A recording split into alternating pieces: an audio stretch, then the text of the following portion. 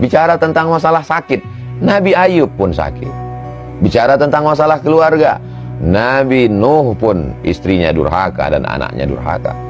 Bicara masalah rezeki, bagaimana sulitnya Nabi Muhammad SAW, bagaimana sulitnya Nabi Ayub, bagaimana sulitnya Nabi Nuh, bagaimana sulitnya Nabi Musa. Sesungguhnya dalam cerita kisah nabi-nabi itu Allah ingin mengatakan bahwa kalau kau dekat dengan aku, sakit, sulit, susah tetap ada.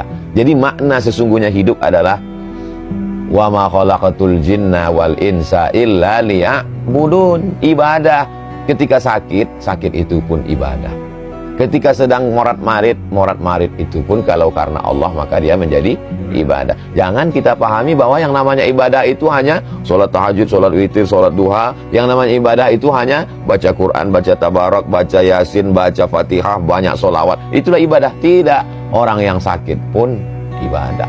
Bahkan ibadah yang paling tinggi bukan baca Quran, bukan jihad fisabilillah, bukan sholawat, bukan zikir. Ibadah yang paling tinggi adalah ridha menerima takdir Allah Subhanahu wa ta'ala. Ibadah yang tidak mengeluarkan suara, tidak mengeluarkan energi, tidak mengeluarkan keringat, tidak mengeluarkan darah. Ibadah yang dalam keadaan diam, ridha menerima takdir ketetapan Allah Subhanahu wa ta'ala. Kalau dipahami seperti ini, maka insya Allah kita tidak akan menyalah-nyalahkan Allah. Ketika rezeki kita diuji agak macet sedikit saja, kita tidak menyalahkan. Ini dah gara-gara taubat. Ini coba kalau nggak taubat kemarin.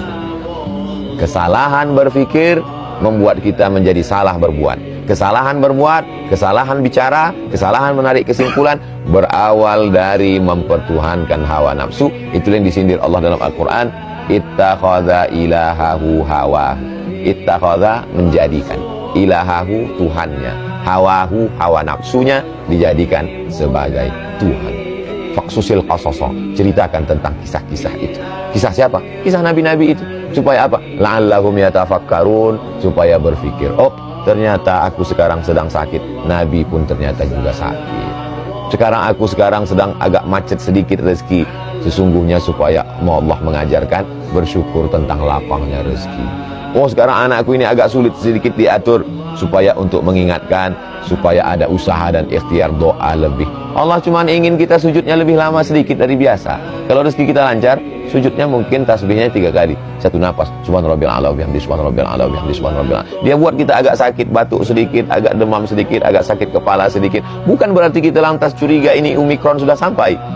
Hanya saja sekedar supaya tasbih kita lebih banyak daripada biasanya, hati kita lebih khusyuk daripada biasanya, munajat kita lebih, bangun kita lebih awal daripada biasanya, duduk kita di masjid mungkin lebih lama daripada biasanya. Karena ceramah kadang tidak membentuk, tidak merubah ibadah, tapi ada sesuatu yang bisa merubah ibadah. Itulah tujuan Allah. Tapi puncak dari segalanya adalah supaya kita menjadi hamba Allah, bukan hamba yang lain.